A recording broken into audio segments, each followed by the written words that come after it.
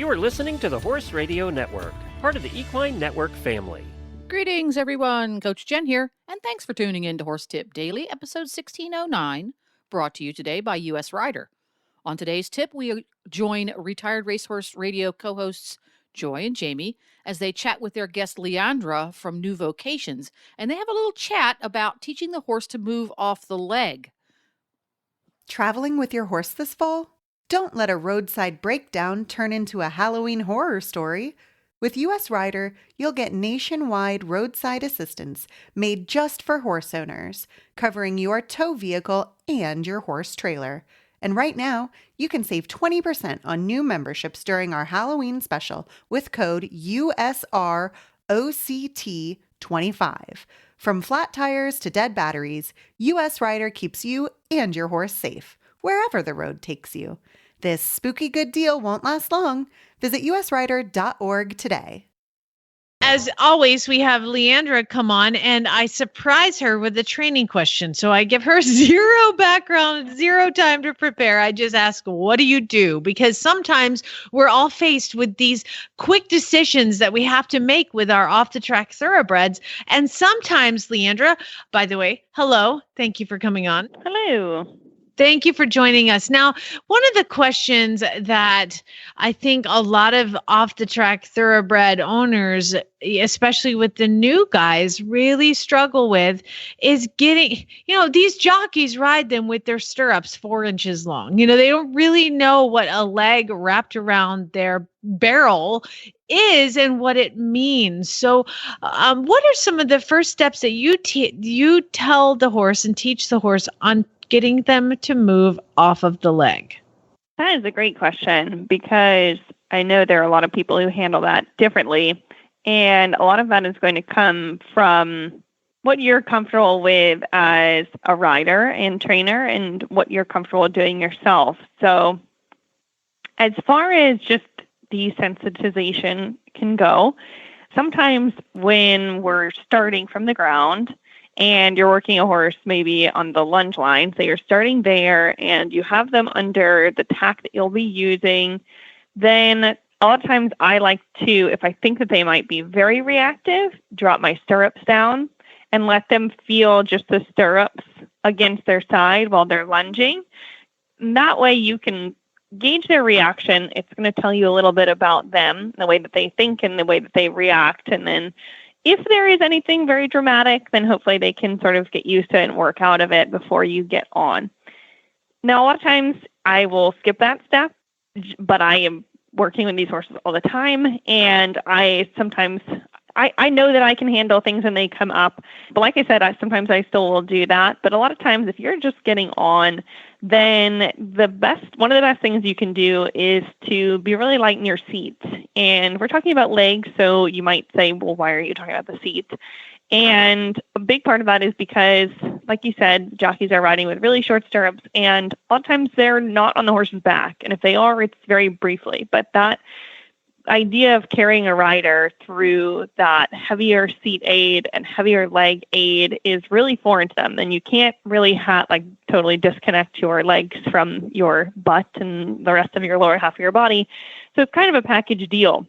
So in introducing all of that, I try to be really light on their backs. A lot of people will see in the videos of these horses, oftentimes we're in a light half seat, or we're purposefully trying to be really light. That's for 2 reasons. One, because they're not used to something heavier. So we try to just introduce that a little bit more slowly. And 2, because they're young and their backs are still developing until they're around 7. So no point in being super heavy on them when we're trying to work on things that are more gradual and are going to benefit in the long run if they can develop a top line, which a lot of times for these young guys is going to happen in a different way than it can when you're working on a top line from an older horse. So back to legs.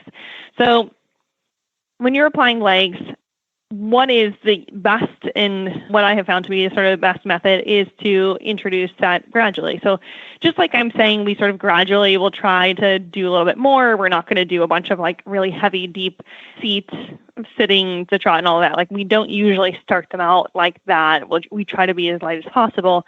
Same sort of concept as with the leg, where you'll be applying it a little bit at the time.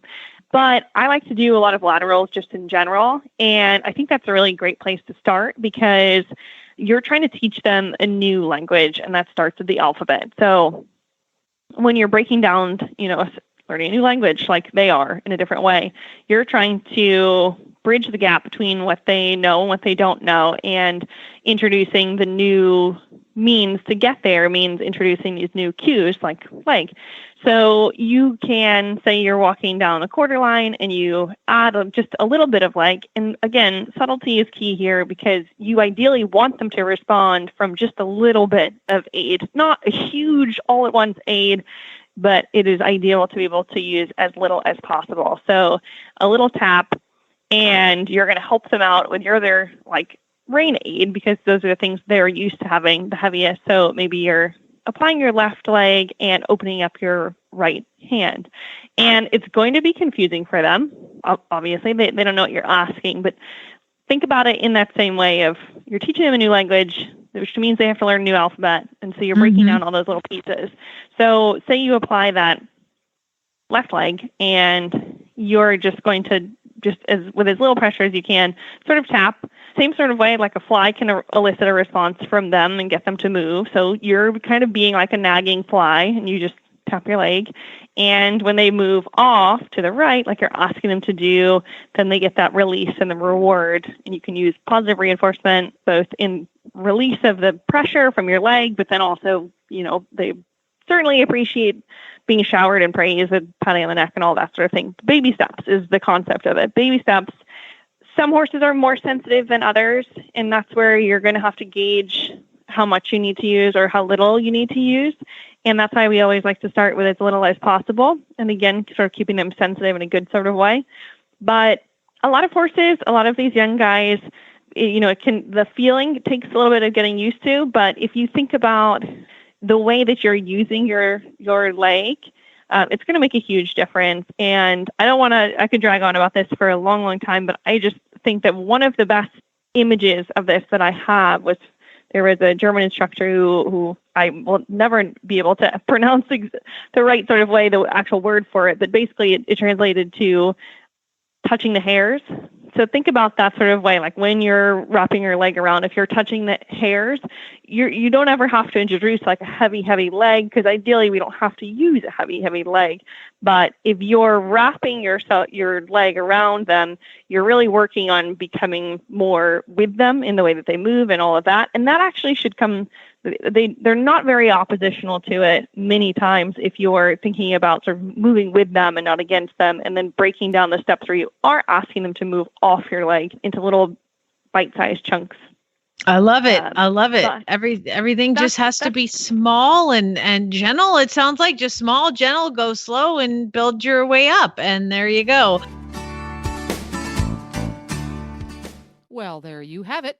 Horse Radio Network has thousands of engaging podcasts for horse people, and you can have them sent right to your phone. Just subscribe via your favorite podcast player. This is Coach Jen, and I will be back again soon with another tip. Until then, go ride your horse. The Horse Radio Network and the Horse Radio Network hosts are not responsible for statements made by guests on the Horse Tip Daily. Please use your own judgment when listening to the tips on this show.